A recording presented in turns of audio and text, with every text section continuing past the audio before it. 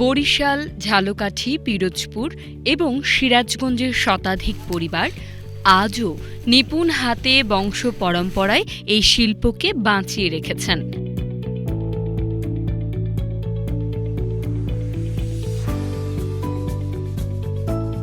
এই অঞ্চলের কারিগরদের উদ্ভাবনী চিন্তা শীতল পাটিকে শুধুমাত্র একটি মাদুর হিসেবে আটকে না রেখে আধুনিক গৃহসজ্জার পণ্যে রূপান্তরিত করেছে।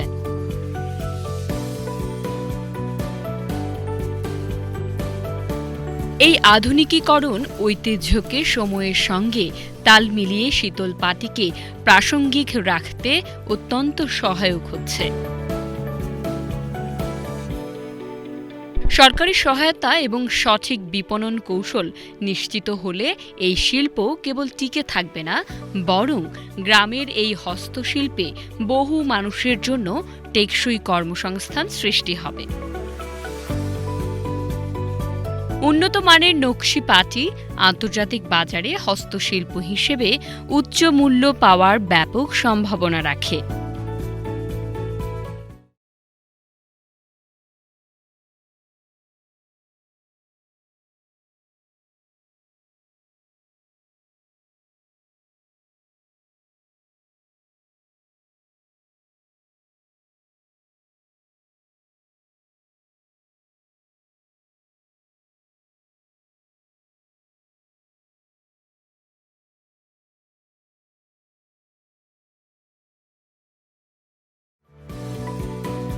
বৈশ্বিক বিপণন প্ল্যাটফর্মে শীতল পাটিকে যুক্ত করতে পারলে এর চাহিদা বহু গুণ বাড়িয়ে গ্রামীণ অর্থনীতিতে নতুন গতি সঞ্চার করা সম্ভব।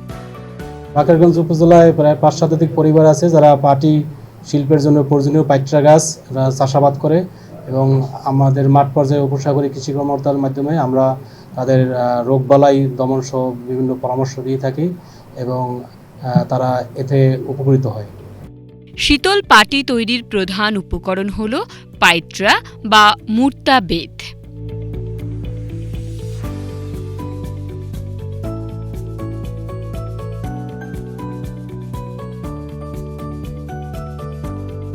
সম্পূর্ণ প্রক্রিয়াটি কারিগরদের হাতের নৈপুণ্য ও কঠোর পরিশ্রমের ফল।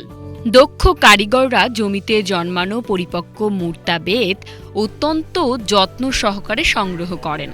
এরপর এই বেতগুলিকে ধারালো দাঁ বা কাঁচি ব্যবহার করে নির্দিষ্ট মাপে কাটা হয়।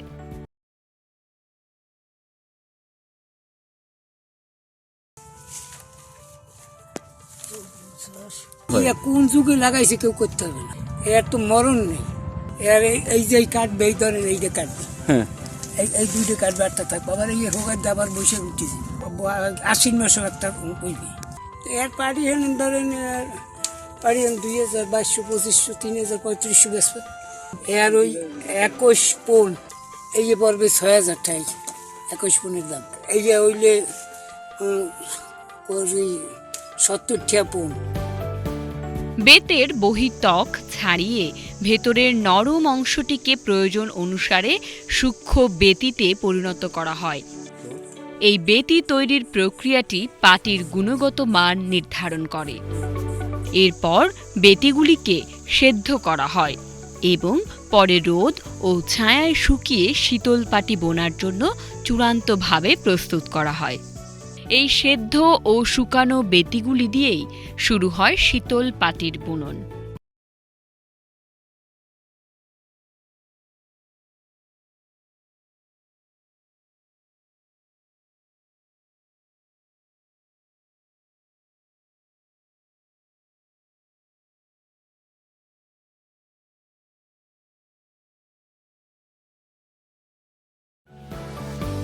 কারিগররা হাতের তাঁত বা বিশেষ সরঞ্জাম ব্যবহার করে ধৈর্য ও দক্ষতার সাথে প্রতিটি বেতিকে একে অপরের সাথে গেঁথে এক একটি শিল্পকর্মের রূপ দেন।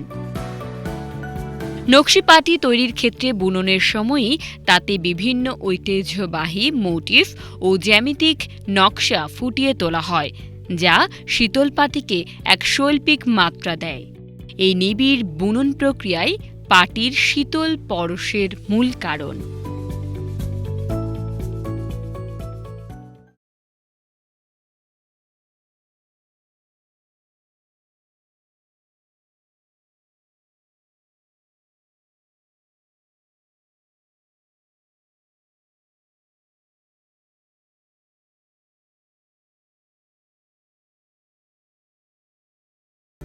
কারিগরদের উদ্যোগে শীতল পাটিকে শুধুমাত্র বিছানার মাদুর হিসেবে না রেখে আধুনিক ডিজাইন, টেবিল ম্যাট, ওয়াল হ্যাঙ্গিংস, হ্যান্ডব্যাগ ইত্যাদি বৈচিত্র্যময় পণ্যে রূপান্তর করা হচ্ছে।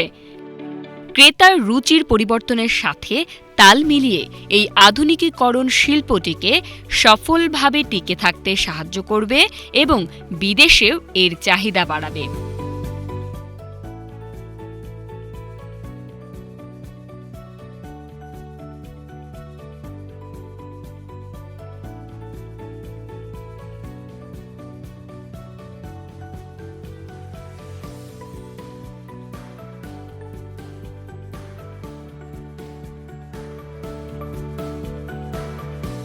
গ্রাম বাংলার হাজার বছরের এই ঐতিহ্যকে পুনরুজ্জীবিত করতে কারিগরদের কঠোর পরিশ্রমের সঙ্গে সরকারি সহযোগিতা, উদ্ভাবনী উদ্যোগ এবং সঠিক বিপণন কৌশল যুক্ত হওয়া অত্যন্ত জরুরি। এই সম্ভাবনাগুলোকে সফলভাবে কাজে লাগিয়েই শীতল পাটি তার হারানো গৌরব ফিরে পাবে এবং গ্রামীণ অর্থনীতিতে যোগ করবে এক নতুন ও স্থায়ী গতি।